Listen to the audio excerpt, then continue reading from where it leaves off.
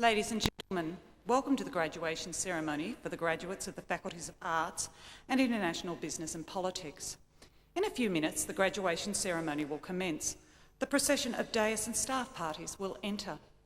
I will signal to you when you are to rise and remain standing until all members of the staged party are seated. May I take this opportunity to request that you turn off all mobile phones and pages, and can I also remind you that flash photography is prohibited within this auditorium.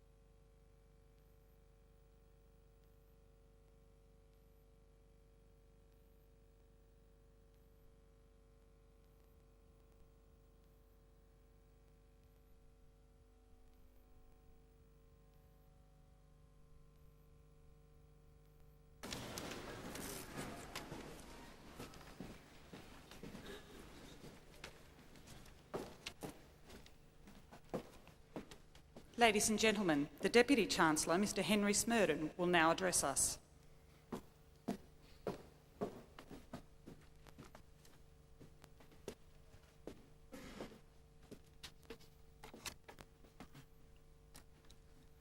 The Honourable Justice Ian Callanan, Judge of the High Court of Australia, Professor Roy Webb, Vice-Chancellor, members of the Griffith University Council, distinguished guests, graduands, ladies and gentlemen.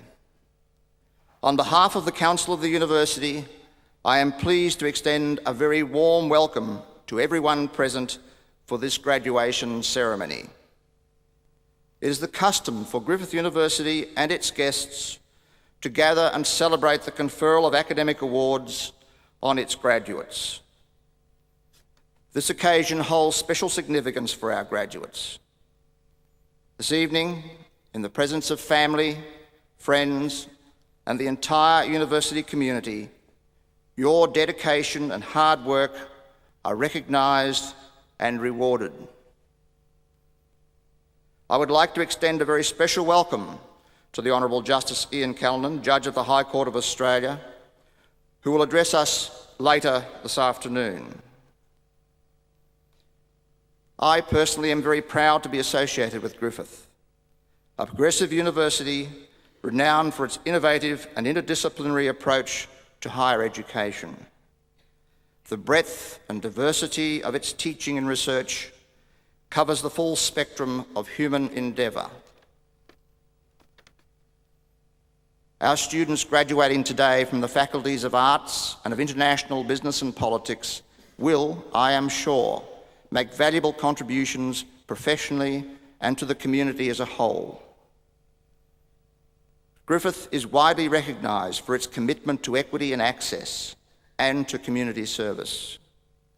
It is one of the largest multi-campus universities in Australia and is formed by an integrated network of 6 campuses stretching from the Gold Coast to here at South Bank on the Brisbane River. From these campuses, Griffith serves the higher education needs of its students and its related communities in the Brisbane Gold Coast region, as well as nationally and internationally. The university's commitment to the pursuit of excellence in teaching, research and community service is embedded in its forward-looking approach that combines the best of university traditions and values with innovation. The hallmark of Griffith's activities is the bringing together of disciplines in the development of courses and research activities that meet the changing needs of society. Its activities are enhanced by the university's close links with business and the community. The importance of these linkages is nowhere more obvious than our internship program, which provides students with the opportunity to gain valuable work experience and industry contacts. Indeed, it is very likely that many of our graduating students today have participated in this and similar programs which are offered across the university. Griffith has an international approach to education and one of the most extensive networks of international linkages in Australia. By way of example, it has in place international cooperation agreements with over 100 universities, with particular focus on leading universities in the Asia-Pacific region. The university's international student population is the largest in Queensland. Griffith's commitment to the internationalisation of education has seen the university win consecutive Premier of Queensland awards for export excellence. Griffith also seeks to inculcate an international outlook in its Australian students, who it encourages to study overseas. Last year, 70 Griffith students attended institutions overseas under the university's scholarship and exchange programs. Today, Griffith graduates join an impressive company of people who have gone before and who have already achieved success and acclaim in Australia and overseas. Our new graduates here will, I am sure, make an equal contribution. You have completed another important step in what will be a lifetime learning experience. You have demonstrated a command of the knowledge and skills necessary for your chosen field of endeavour, as well as the willingness to persist with the level of discipline needed for high achievement in any field. We live in an increasingly competitive and changing world. I am sure that your time with us at Griffith will serve you well as you meet the challenges that will inevitably be ahead of you. As we continue with this evening's proceedings, let me express my warmest congratulations to each one of you and extend to you our best wishes for your lives ahead. I now call upon the Deans to present the graduates from their respective faculties who are to receive their awards at this ceremony.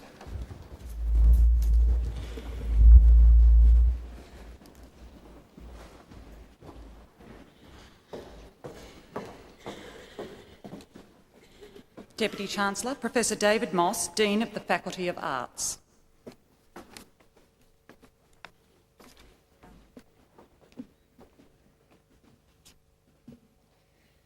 Deputy Chancellor, I present graduates from the Faculty of Arts who have been granted the following awards. Bachelor of Arts in Criminology and Criminal Justice, Tracy Allen.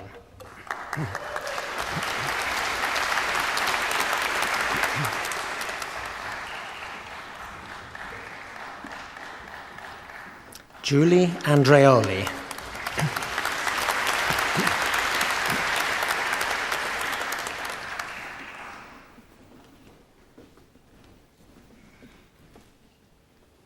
Kerry Angus.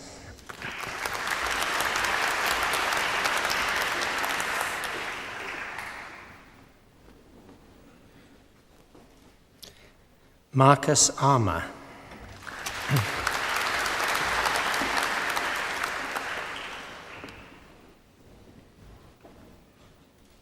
Philip Barnett.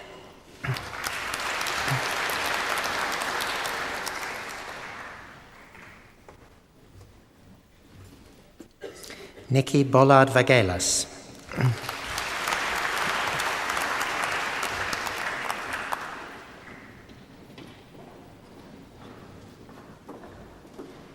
Emma Cass.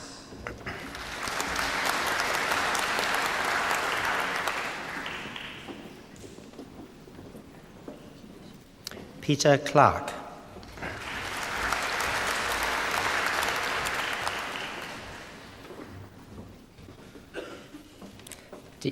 Deanna Cook.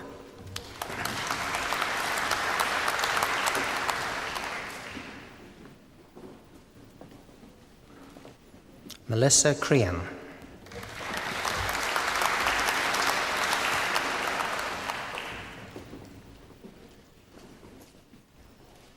Grant Cumner.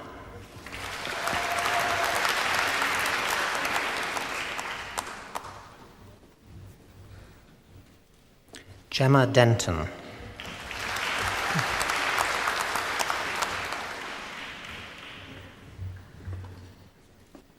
Deborah Di Pasquale.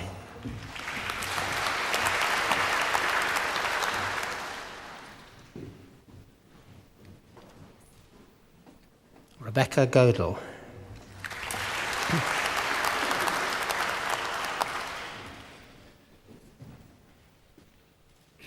Hannah Mohammed.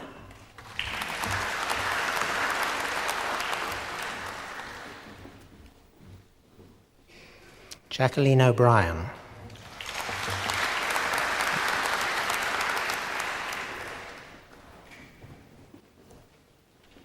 Christine Palmer.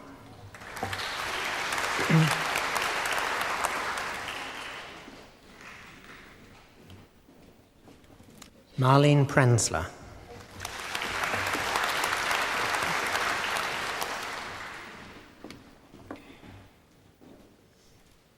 Carly Purcell.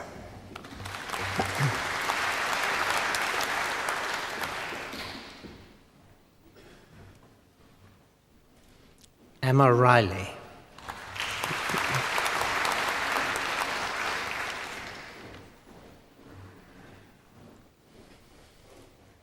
Tony Sana.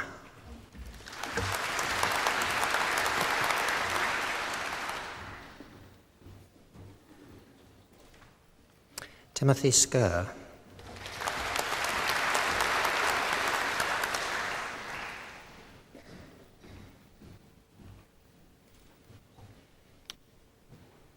Nalini Singh.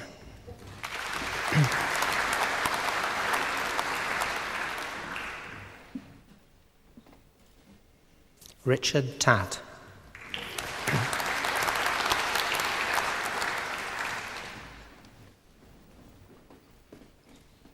Nicole Walker.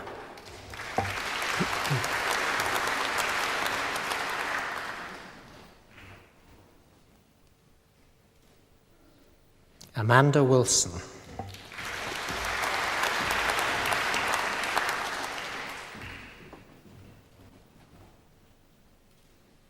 Lauren Winders.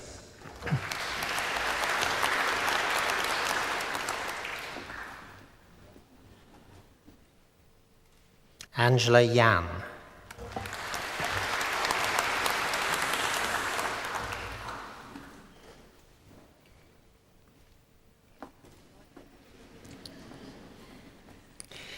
Bachelor of Arts with First Class Honours in Criminology and Criminal Justice, Troy Allard.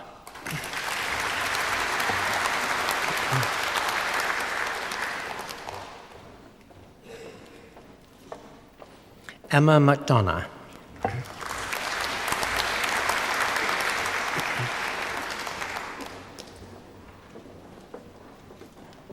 Francis Smith.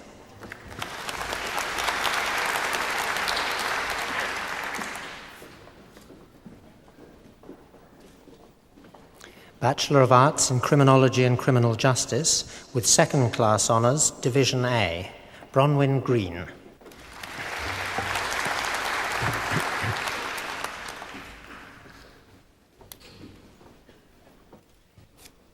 Bachelor of Arts in Criminology and Criminal Justice and Bachelor of Arts in Asian and International Studies, Belinda Beer.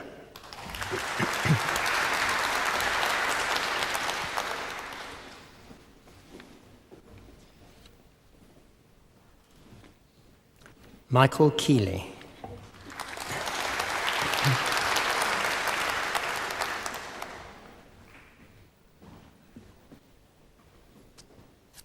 Natasha Norman.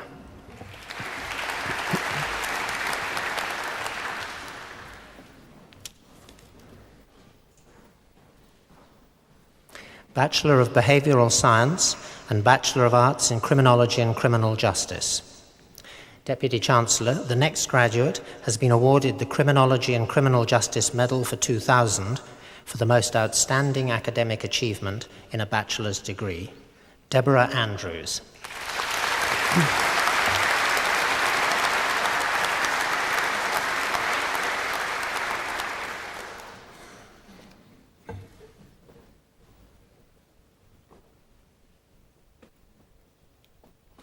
Catherine Birchall.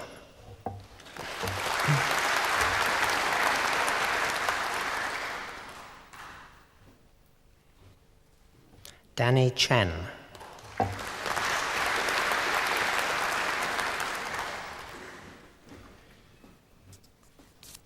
Lisa Davina.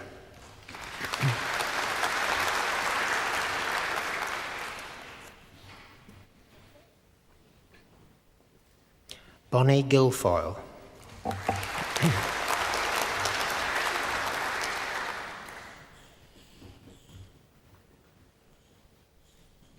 Nadine McKillop.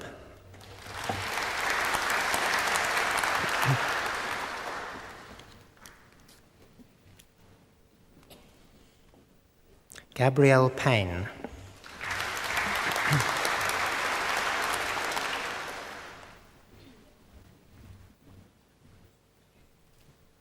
Nicole Sketchley.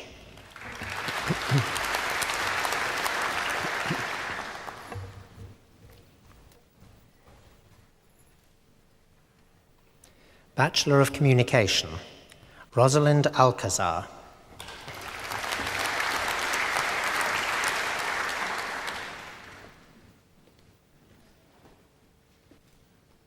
Prue Alexander.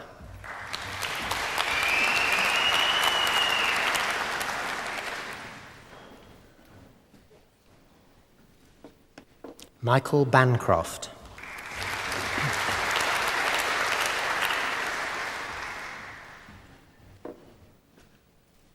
Chris Borton.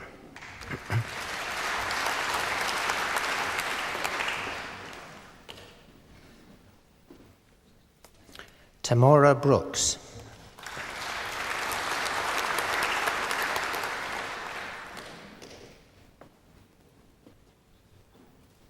Melissa Burton.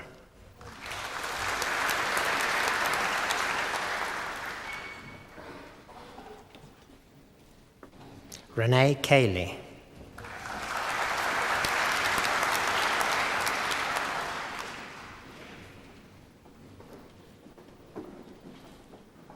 Samantha Clark.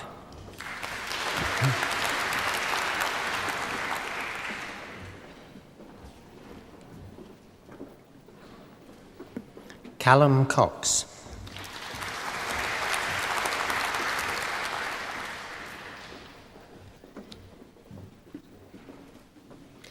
Jocelyn Cupid.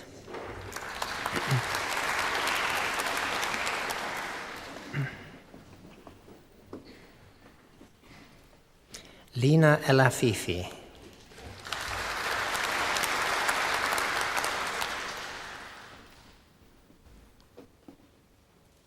Thomas Frey.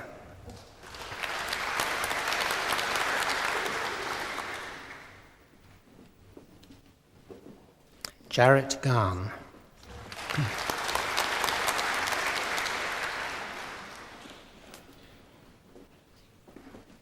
Belinda Gray.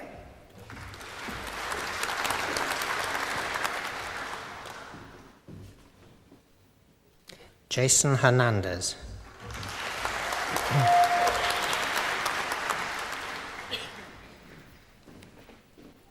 Peter Hogan.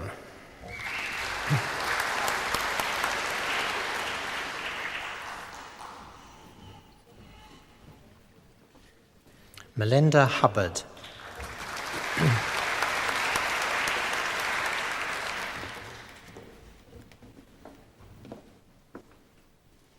Mahagrita Jamwal.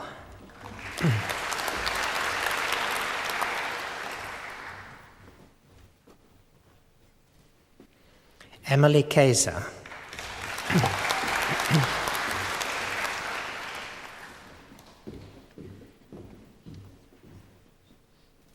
Michael Kenny.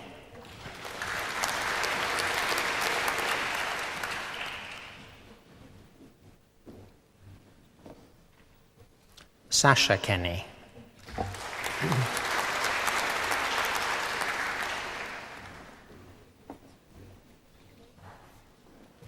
Stella Lesich.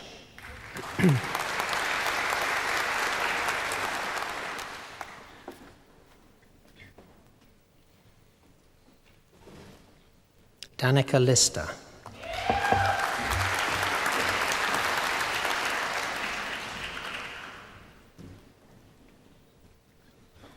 James Lyons.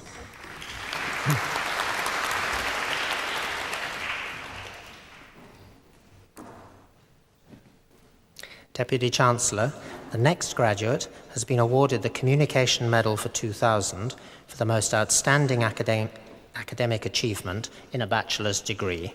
Corey Messenger.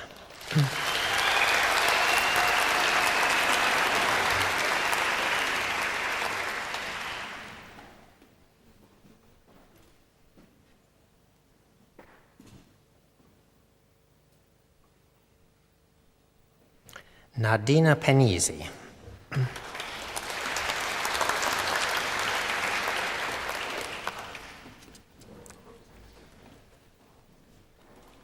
Rochelle Phillips.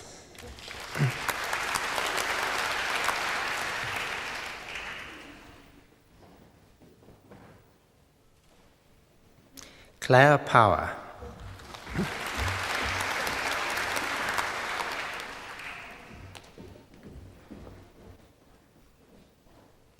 Geordie Stafford.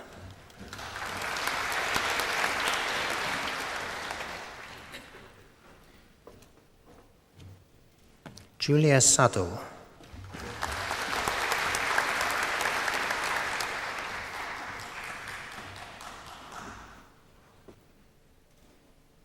Julie Talty.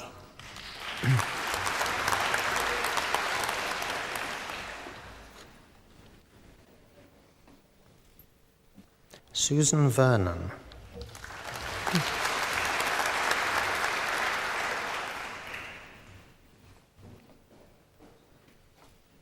Heather Watson.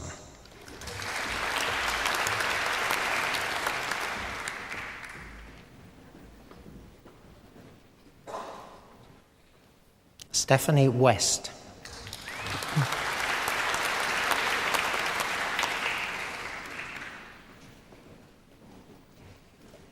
Shay Whelan.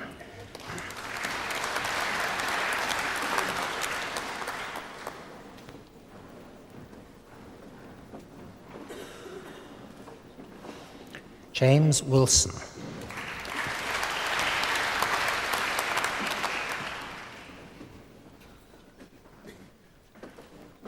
Susanna Wood.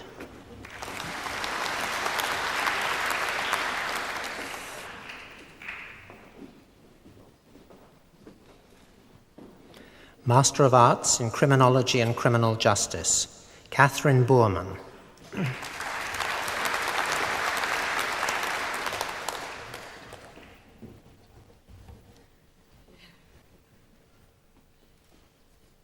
Roderick Prince.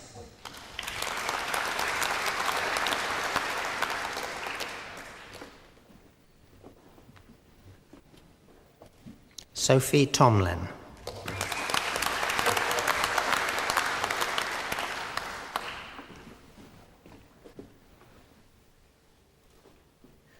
Deputy Chancellor, that concludes the presentation of graduates of the Faculty of Arts.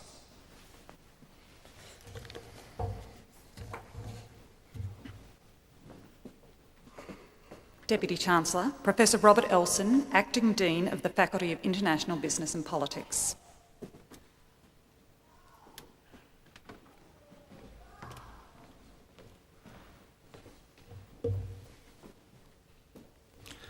Deputy Chancellor, I present graduates from the Faculty of International Business and Politics who have been granted the following awards.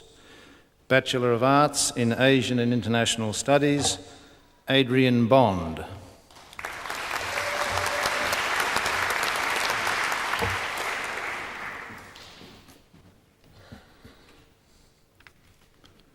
Jamie Bosomworth.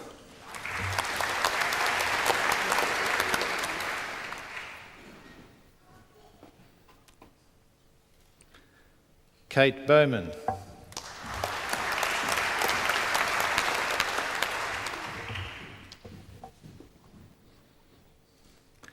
Kim Bullen.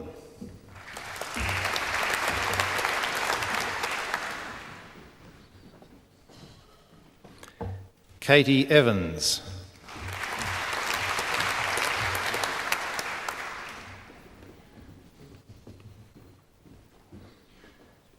Paul Higginson.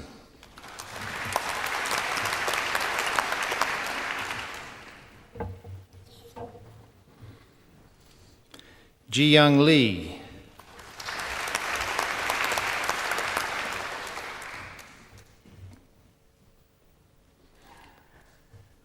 Kylie Moore.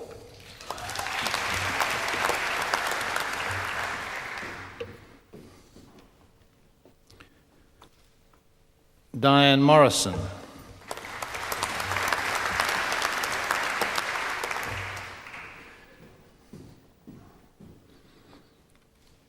Lydia Shin.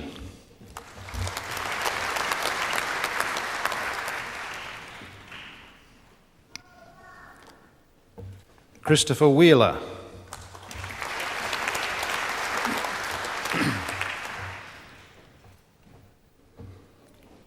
Angus Worth.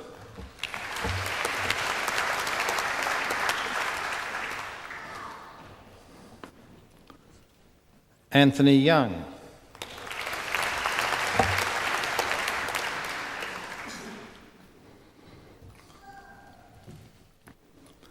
Bachelor of Arts with second class honours in Asian and International Studies, Division A, Carol Foster.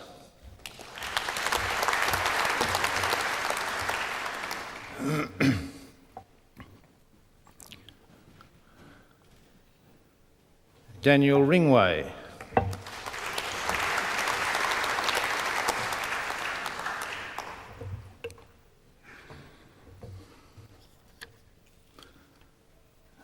Bachelor of Arts in Politics and Government, David Pullen.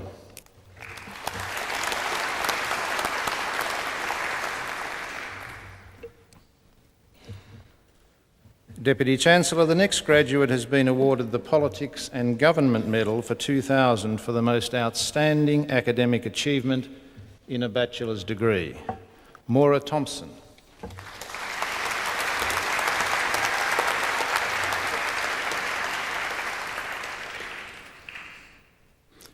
Tim Walker.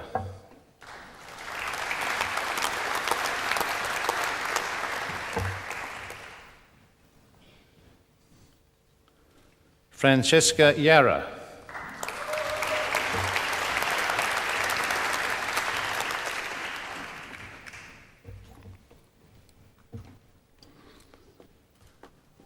Bachelor of International Business, Barud Ardi Subono.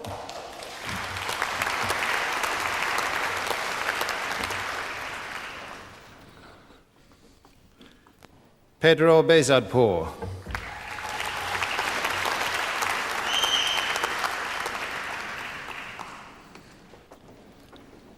Fatima Burnaby.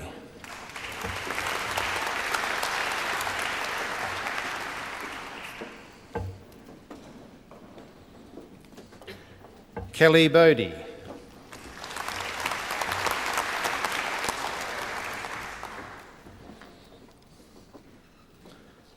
Michael Brown.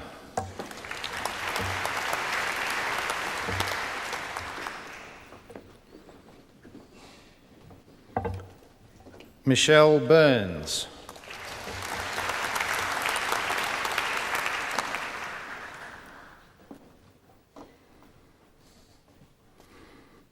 Ben Chan.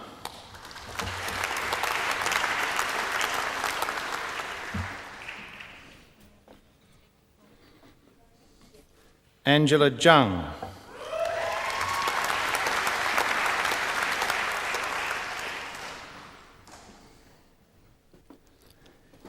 Yingmin Chen.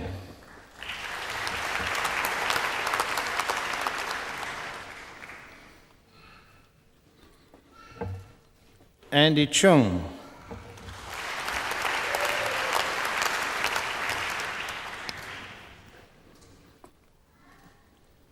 Yin Fen Chen.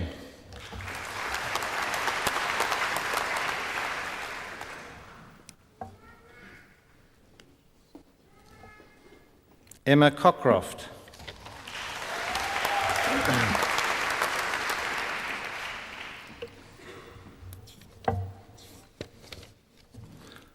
Brooke Cox.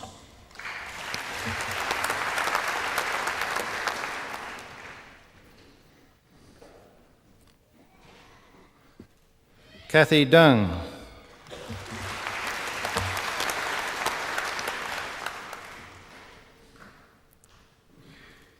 Paul Donovan.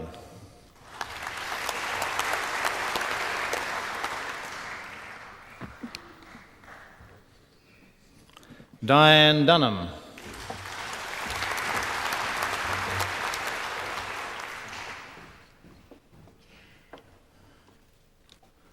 Tomochika Fukuhara.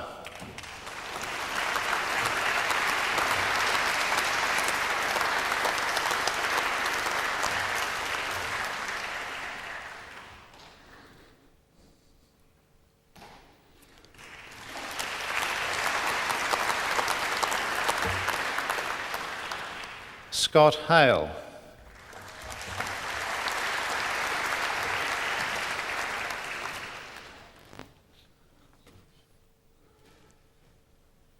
Giwon Han.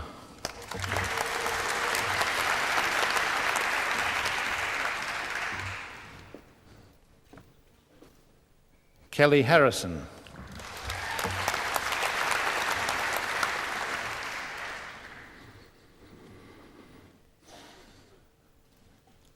Carol Johnson.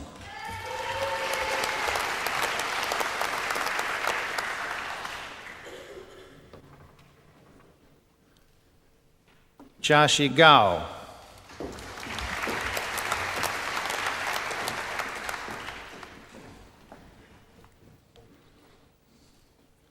Mehedi Munsur Khan.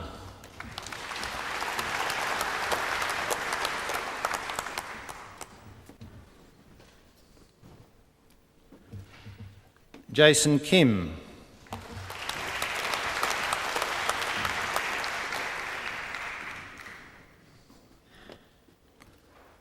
Paul Koh.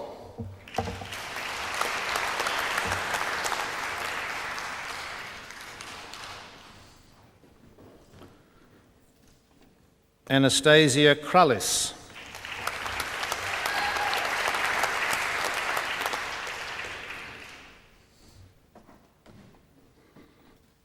Arthur Kwan.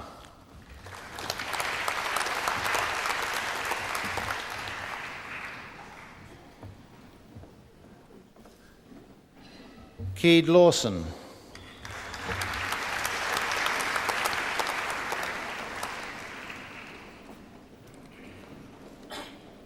Ho Kwan Leung.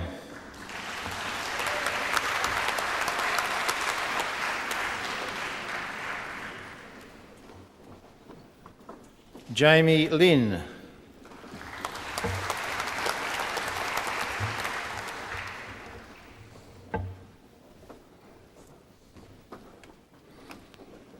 Matthias Lindgren.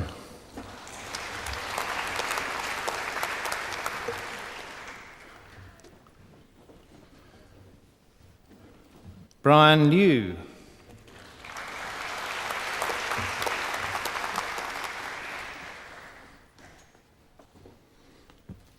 Tina Madeyuni.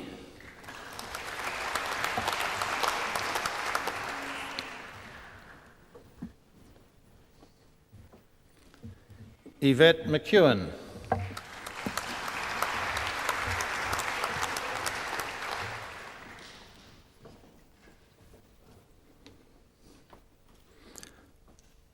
Shanti Major.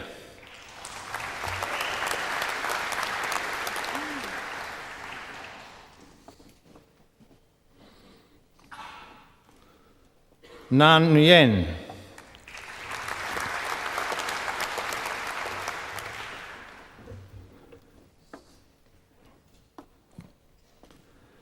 Mizuki Sakuma.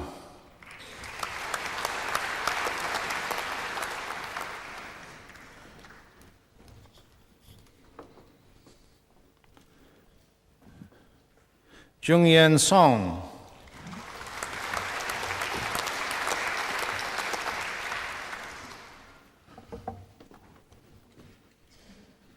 Veronica Stewart.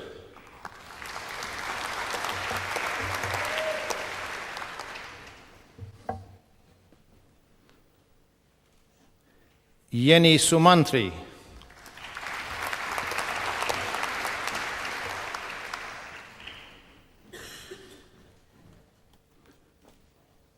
Angeline Sutanto.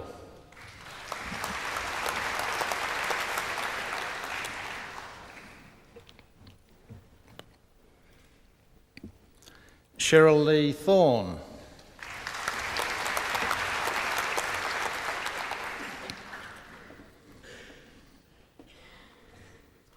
Tina Timso.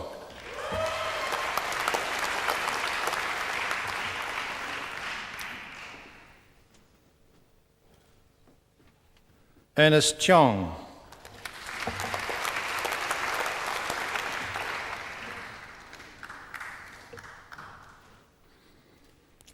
Xinhua Zhe.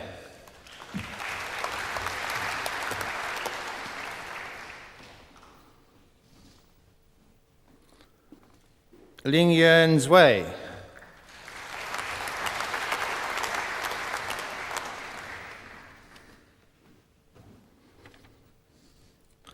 Scott Wu.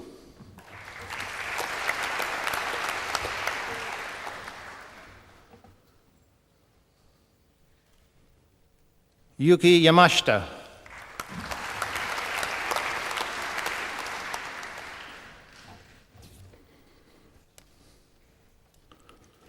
Terence Yong.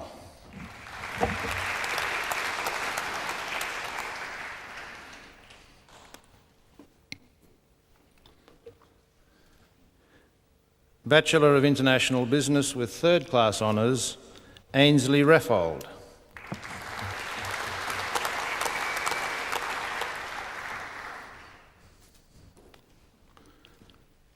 Bachelor of International Business and Bachelor of Arts in Asian and International Studies, James Lee.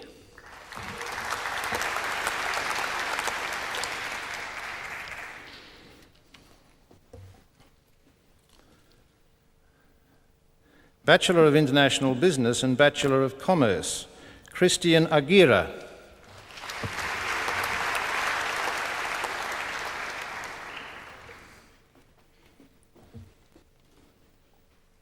Frank Avio.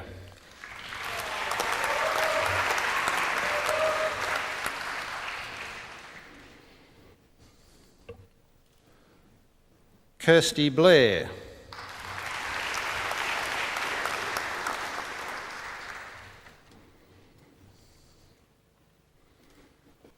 Amanda Burston.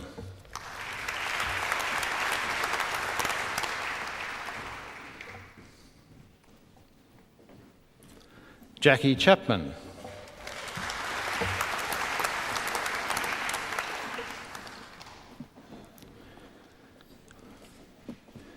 Deputy Chancellor, the next graduate has been awarded the International Business Medal for 2000 for the most outstanding academic achievement in a bachelor's degree. Laura de Souza.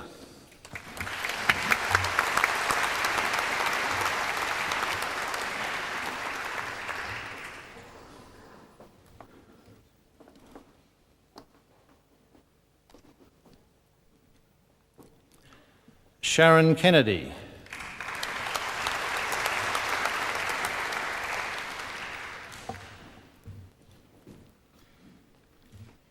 Amanda Kerr.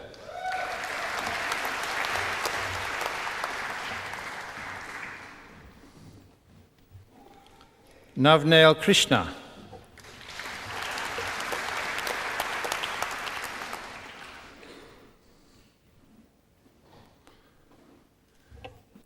Junta Liang.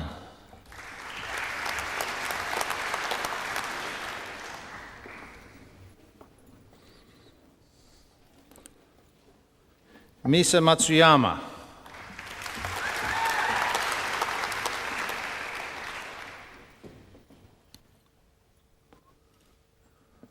Susanna Park.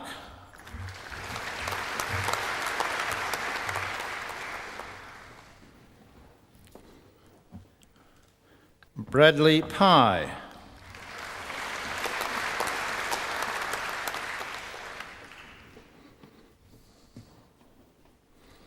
Marnie Rogers.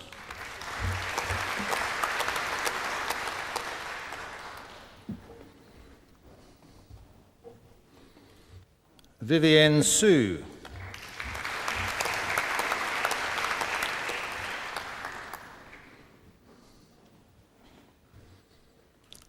Naomi Tanner.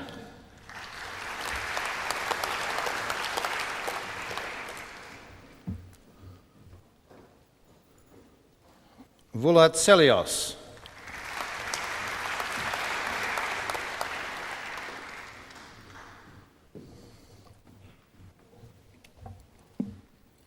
Jonathan Weavers.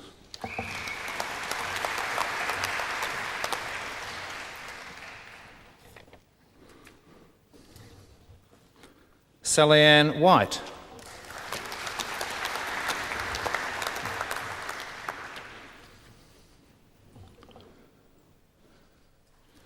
Graduate Certificate in Public Sector Management, Judith Allen.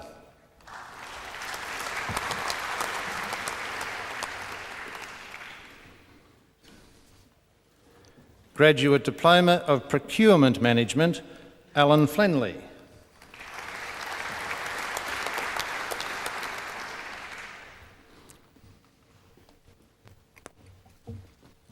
Tony Plucknett.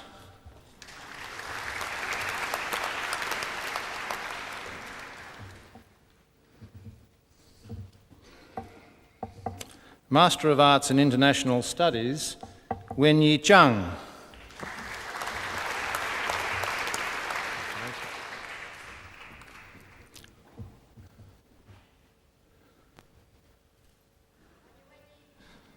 John Aylander.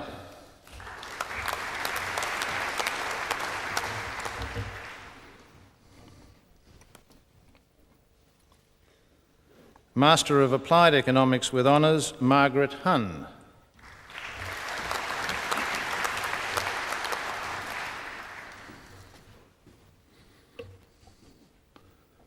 Master of Procurement Management, John Deers.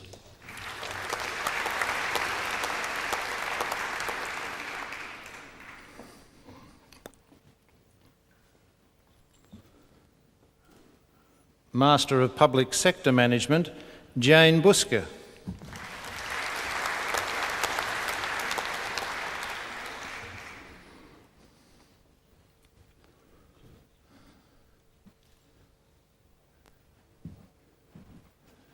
Kevin Brennan.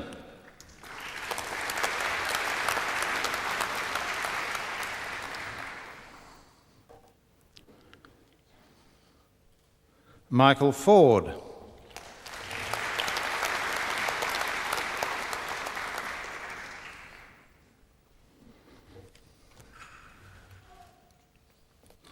Anna Moynihan.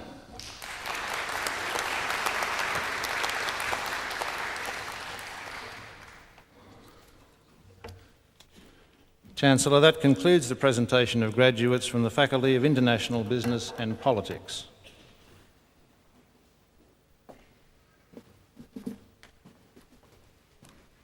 Ladies and gentlemen, there will now be a brief musical interlude performed by the following students from the Queensland Conservatorium, Griffith University.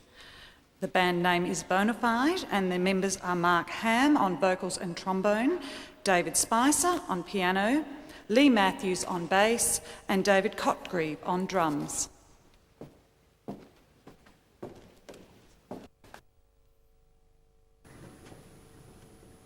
Thank you. Now's your chance just to relax and do all those things. Just let it all go. Hopefully you'd like it. This is a standard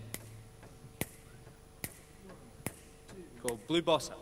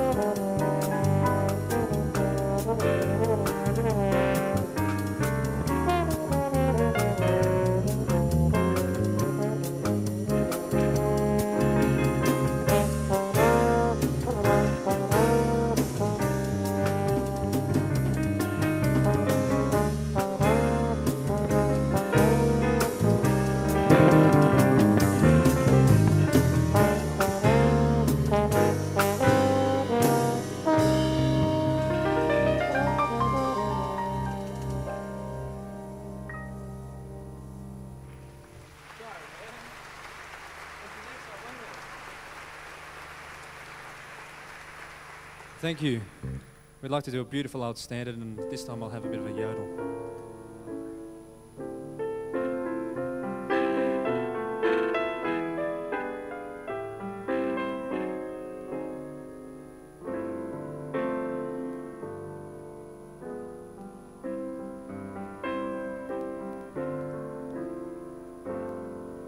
My romance doesn't need to have a moon in the sky. My romance doesn't need a blue lagoon standing by. No month of May, no twinkling star, no hideaway,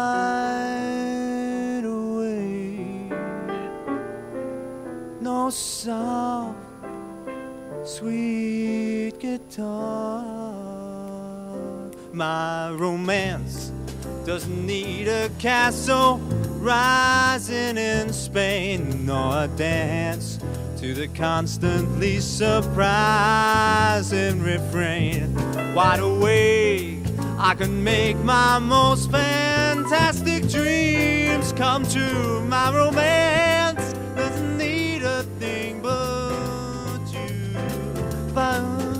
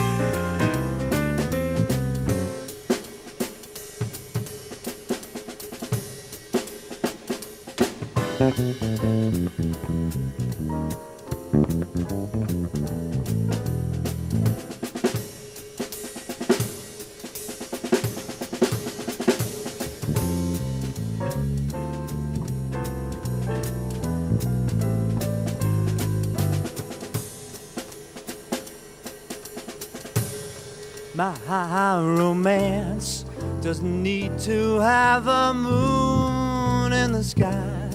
My romance doesn't need a blue lagoon standing by. No month of May, no twinkling star, no hideaway, no soft sweet guitars.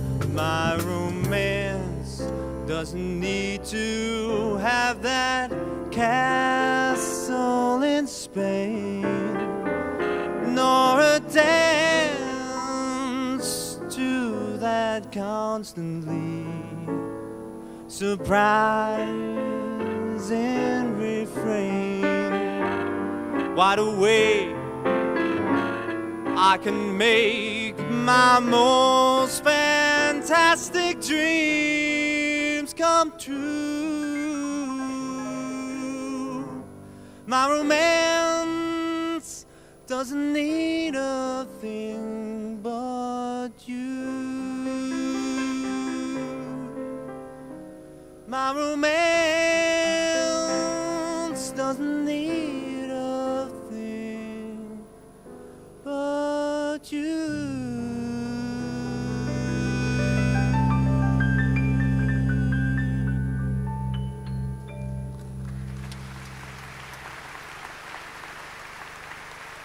Thank you. Congratulations. Thank you.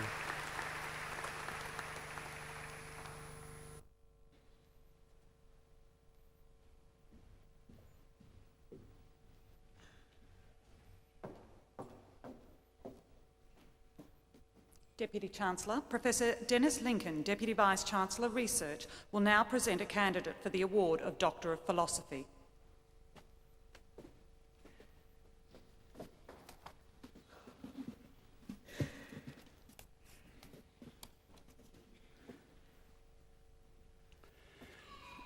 Deputy Chancellor, I will now present candidates for the award of Doctor of Philosophy. Today, the University is proud to honour a graduate who has satisfied the rigorous criteria for the award of the degree of Doctor of Philosophy.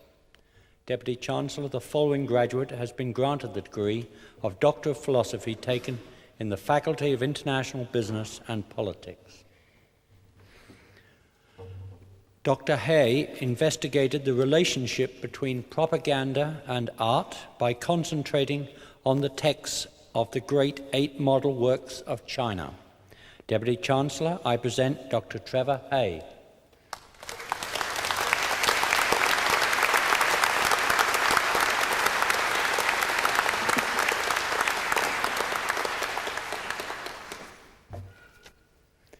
Deputy Chancellor, that concludes the presentation of Doctor of Philosophy graduates.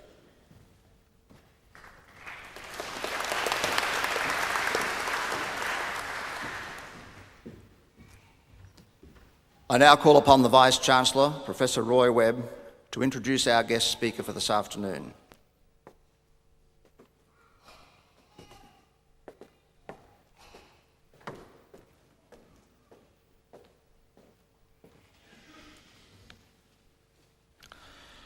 Deputy Chancellor. Our guest speaker this afternoon, the Honourable Justice Ian Callanan, was appointed to the High Court of Australia in February 1998. Justice Callanan was educated at Brisbane Grammar School and the University of Queensland. He was called to the bar in 1965 and was appointed Queen's Counsel in 1978. He was President of the Queensland Bar Association between 1984 and 1987 and President of the Australian Bar Association in 1984 and 1985. Justice Callanan has an abiding interest in Australian art. He is a former Chairman of Trustees of the Queensland Art Gallery and a former Honorary Chairman of the Brisbane Community Arts Centre. He has written 2 plays, Brazilian Blue and The Cellophane Ceiling, and the novel The Lawyer and the Libertine, as well as a number of short stories. Justice Callanan was formerly Chairman of the Queensland TAB and has previously been a Director of the Australian Broadcasting Corporation. He's also served as Director of a number of leading public companies, including QTC Limited and Santos Limited. He currently serves as Chairman of the Australian Defence Force Academy. Deputy Chancellor, it gives me great pleasure to call upon the Honourable Justice Ian Callanan to deliver this afternoon's occasional address.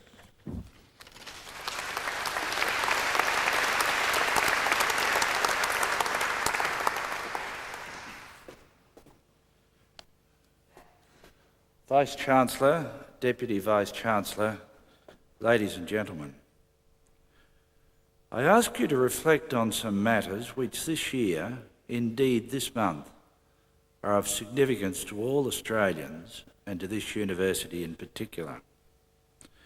In April 1891, almost exactly 110 years ago to the day. The man after whom this university is named travelled to Sydney on behalf of the government of the colony of Queensland to attend the Intercolonial Convention to debate with other colonial representatives the founding of a new nation. 110 years on, it may seem to us inevitable that such a nation would come into being. In retrospect, events that have occurred may appear obvious, but the reality is often very different. The realities in 1891 were these. The colony of Queensland had been established as a separate colony only 32 years earlier, and Victoria not many years before that. Western Australia had become a separate colony but 1 year before only, in 1890. The Northern Territory was part of South Australia, and that state regarded itself as quite different and rather superior to the rest of Australia because it was the only colony which had been colonised exclusively by free settlers. With separation had come self-government. The Colonial Office in faraway London attempted from time to time to assert authority over the colonies, but for the most part they were self-governing and driven by their own special interests without too much concern for Whitehall directives. Each of the colonies saw itself as different in important respects, and not just because of the way in which it had been settled. Queensland's concerns were with defence, its vulnerability to heavily populated countries in its region, populating the tropics, and the expansion of its essentially primary industries. Apart from the Aboriginal peoples, whose numbers were not known, the population of Western Australia was about 40,000. That colony saw the eastern colonies as remote from it, uninterested in its welfare, and motivated by their own sectional interests. Some of the colonies were in favour of tariffs behind which labour-intensive industries might shelter and employment be found for the many uneducated people in the communities. Others were dedicated to free trade, and there was much argument about which of these should prevail. Not everything has changed, however. Sydney and Melbourne were incurably jealous of each other. The less populous states, those other than New South Wales and Victoria, feared that in any national government they would be swamped by the sheer numbers in those colonies. By 1891, a colonial, if he or she were intrepid enough and had sufficient time to do it, could travel by rail from Port Augusta to Rockhampton. But the journey would involve no fewer than 3 changes of trains because of the different railway gauges which the colonies had adopted. Victoria was the wealthiest colony, its fortunes swollen by the gold veins of Ballarat and Bendigo, its banks and its other industries. New South Wales had the most people and was always going to be the most heavily populated of the colonies. Both prestige and money attached to political office. In New South Wales in the 1880s, ordinary members of the Parliament of the colony were not paid, but ministers received £1,200 per annum, with a sum with very considerable purchasing power in those days. Those who occupied political office regarded their accession to it as a hard-won battle and a valuable prize not likely to be relinquished or to be put at risk by the creation of a new, larger polity. There had been in the recent past gold strikes, land speculation, booms and busts. The storm clouds of a long shearers' strike and a depression were gathering. It was against this background that a few determined statesmen, they were all men in those days because women did not have the vote, but a few determined statesmen decided to unite the colonies. So just before Easter 1891, Sir Samuel Griffith made the journey to Sydney by sea on the Queensland Government yacht and gunboat, Lucinda, to attend the first federal convention, which was to be held in Sydney. The circumstances to which I've referred must have made his task appear unpromising. But matters proceeded more quickly than anyone had hoped. The convention resolved to appoint a drafting committee to prepare a draft constitution over the Easter holiday.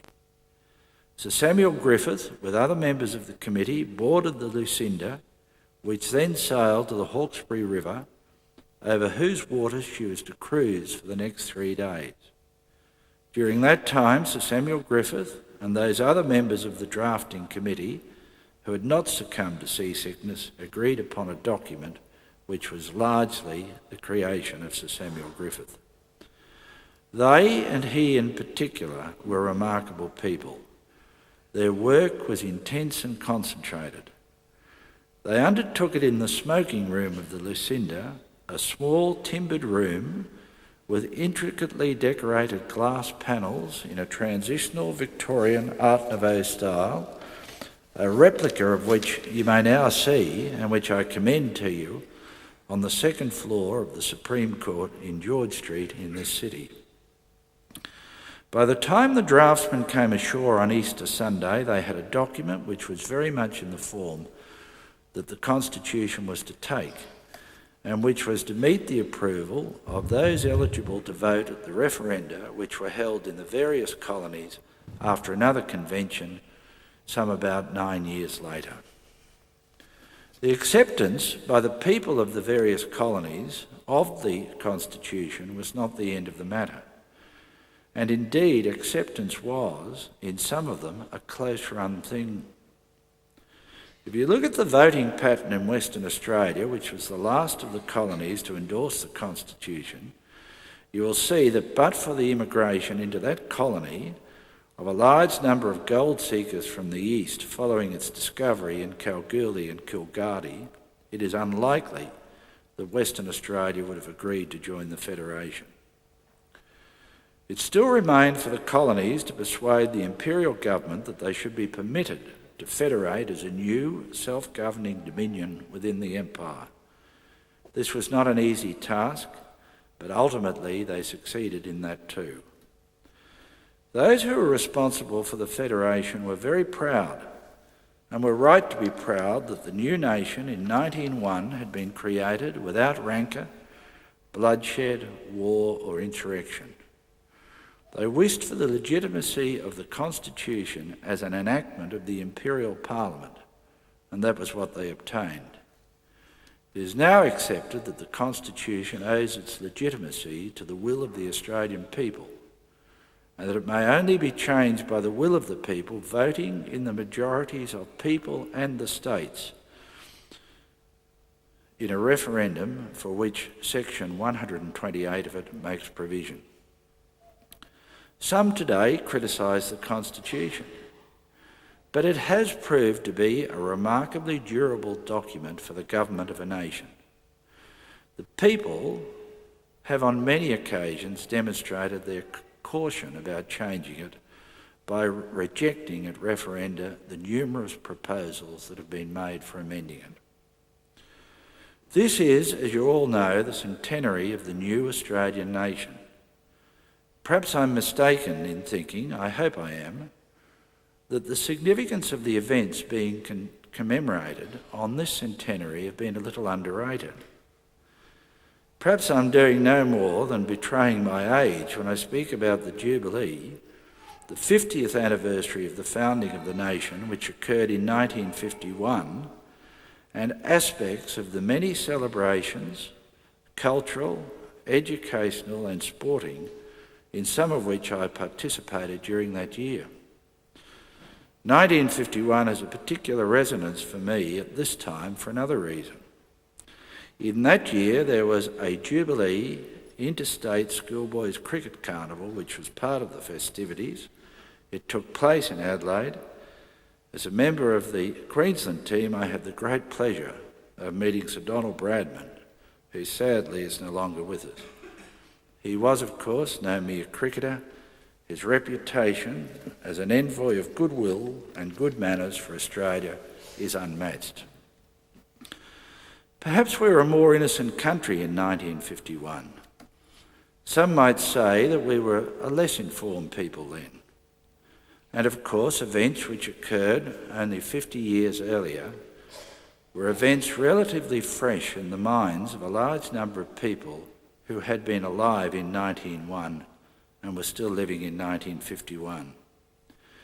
All of that may be so, but I cannot help having the impression that we took greater pride in and rejoiced more in the founding of the new nation 50 years ago than we do this year, 100 years after the event.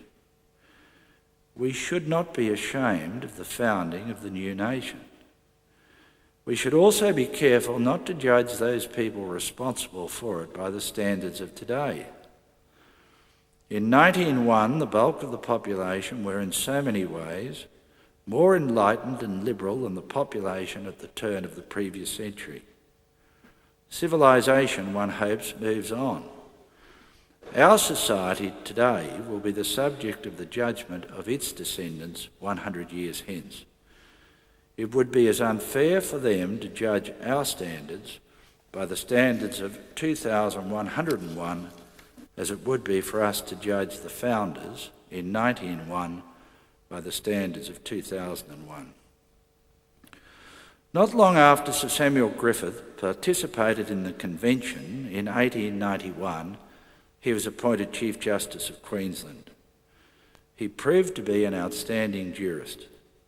His judicial duties precluded him from active participation in the final convention in 1898, although he did tender advice about the Federation to other influential people who had taken up the task of forging the new nation. The Constitution makes provision for the High Court. It was not until 1903 that an Act pursuant to the Constitution for the establishment of the Court was passed. The first Prime Minister of Australia was Sir Edmund Barton, Samuel Griffith's old drafting colleague from New South Wales, who had attended all of the conventions and had cruised on the Hawkesbury with him. He never wavered in his opinion that Sir Samuel should be the first Chief Justice of the High Court of the new nation, and made sure that he was so appointed. Those of you who have graduated today can take great pride in his namesake, this university. You should also take great pride in your own achievements in gaining the various degrees and honours conferred upon you today. Might I suggest to you that in your futures you look for and seek to emulate inspirational figures. There is sometimes a tendency in this country to disparage achievement and to search for excellence. Elitism has come to carry a pejorative undertone.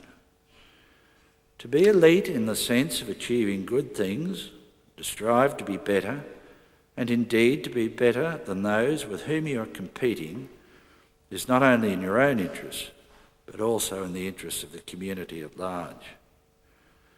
Sir Samuel Griffith was a man of excellence. He gave great public service. That is another tendency which is to be avoided, to deride those who choose to chance their arm in public affairs and in politics particularly, which is itself an essential form of public service and frequently a not very rewarding one in material terms, having regard to the risks and sacrifices involved. By the time that Sir Samuel Griffith became Chief Justice of Australia, he had been a scholar, a junior barrister, a senior barrister, a politician, a Member of Parliament, Attorney General, Premier of the Colony, Delegate to the Convention and Chief Justice of Queensland. He was a linguist, an early criminologist and a social reformer. He had a strong commitment to universal education for which he strived. He stayed in office as Chief Justice of the High Court for 16 years and laid strong foundations for a new and effective system of justice throughout this country. You will move on from today to other fields, and I hope will enjoy rewarding and stimulating lives as a result of your education at this university. In your endeavours, I wish you every success and invite you to bring to them the same ambition, inspiration and sense of public obligation as Sir Samuel Griffith. Thank you.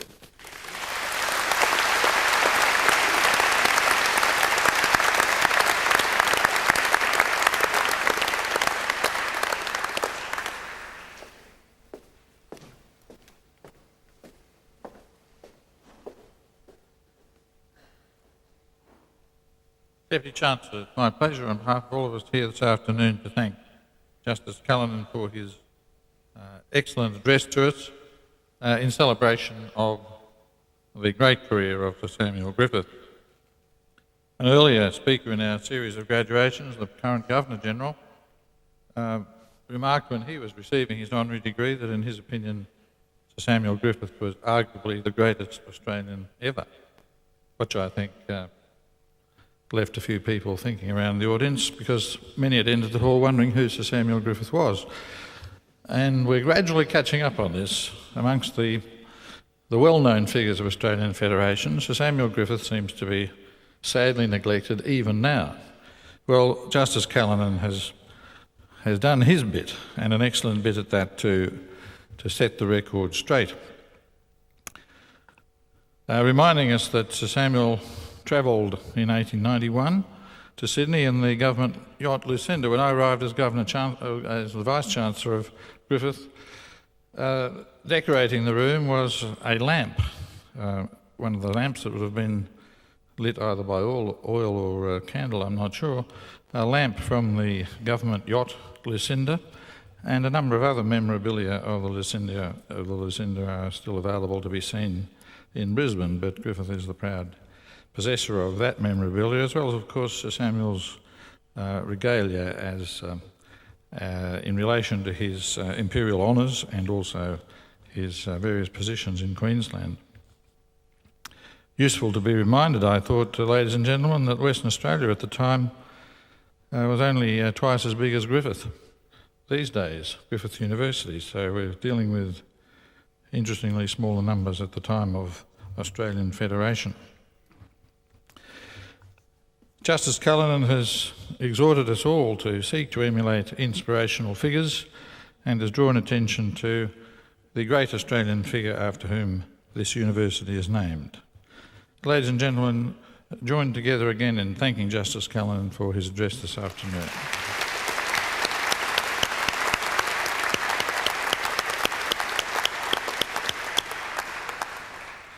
Bear in mind he's also a novelist and a playwright, and as he sits here, he's gathering material for his next work, which I'm sure will relate to universities in some way or other. It remains for me to congratulate our graduates on their achievement, to wish them all the best in their careers, and to ask them to join our Alumni Association and remain in touch with Griffith. Thank you.